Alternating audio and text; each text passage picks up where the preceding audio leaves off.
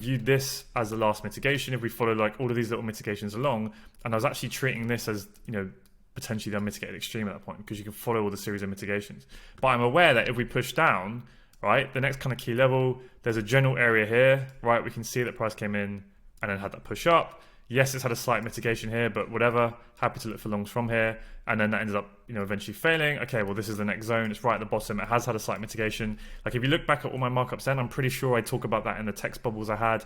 I talk about that in all the session recap videos, that it's not ideal. I want a fully unmitigated zone, but at the end of the day, I can see that demand stepped into the market here, right? We can see that. And when price comes back, I don't just jump into entry straight away.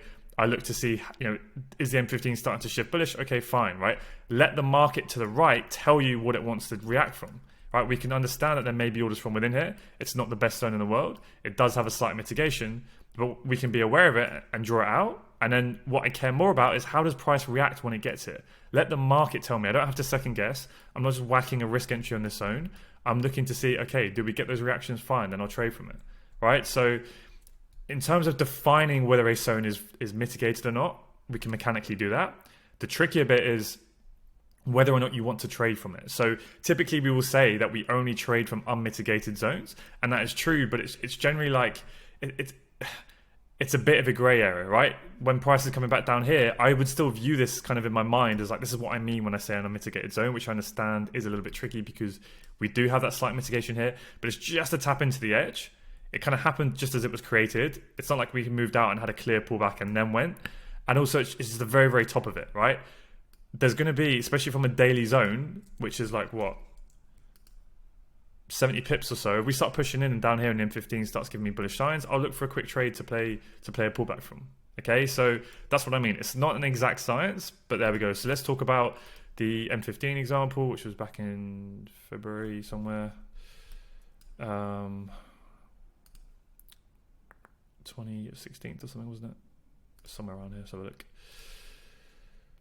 So what was that, around here? Yeah.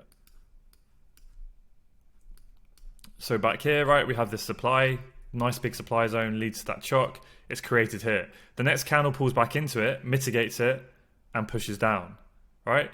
And then we come back into the supply zone and we push down. So you understand all of that. So then when price is coming back up, I guess your question is like, why, if this is just a wick into it when it was created, can we not then view this top zone? I think this is probably where you're getting confused. Can we not view that as a zone? You can do. I guess the difference here is that this wick pulls like right up into the EQ, right? It like kind of really, really, you know, mitigates all of the orders within there. It's like a deep mitigation. Rather than if we had just come down, tapped into it there, and then gone, then yeah, because this is at the top of the movement, it's in that area of value that I'm talking about. And if it only had a slight tap into it, then yeah, then I'd be a bit more willing to look at that. But I would still be kind of be a bit wary there is a supply chain here. And this would be the true unmitigated extreme that we'd care most about.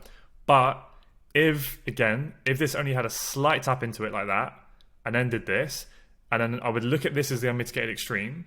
But if price pushed up a little bit higher, and again, this is like, imagine this is our swing high or something, then yeah, I'd be willing to bring this across and obviously potentially get involved. So that's what I mean. It's a little bit of a gray area. So perhaps if you're getting confused and you want something a bit more black and white, then what I would say to you is, you know, if it's a zone that's right in an amazing area of value, like right at the top of the range, and it just has a slight tap, then yeah, be willing to trade it and maybe only view it as fully mitigated if you get like a tap into the EQ of the zone like that.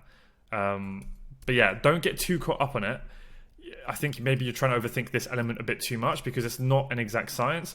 And typically we just let the market react. So like if we're pulling back up here, I would be aware of this zone and potentially, you know, if this didn't have as deep as a mitigation, I'll be aware of the extreme and I'll just trade from either zone that price comes into because I'm going to let the lower time frame entry models react from. The area of value is the most important thing generally. Okay. That's the most important thing for the most, like, you know, I would say compared to that. So yeah, I think maybe you're overthinking a little bit, but hopefully that gives a little bit more color to it. It's not an exact science. You know, kind of just don't zoom in a little bit too much and get super caught up on these little touches into it. Just kind of like zoom out a little bit, right? Imagine you had like a blank chart and you go, right, where are the obvious demand zones in this range? I would go straight away, bang, there, and then basically bang here, right? They're the two main areas, right? When price gets into here, when price gets into around here, I'm going to look for trades to the right. And that's kind of how my brain works. Try not to overthink it too much and find the most perfect unmitigated zone, because sometimes the most perfect ones fail and sometimes the ones with slight mitigations give you a better reaction. Okay, so it is what it is. But yeah, hopefully that helps.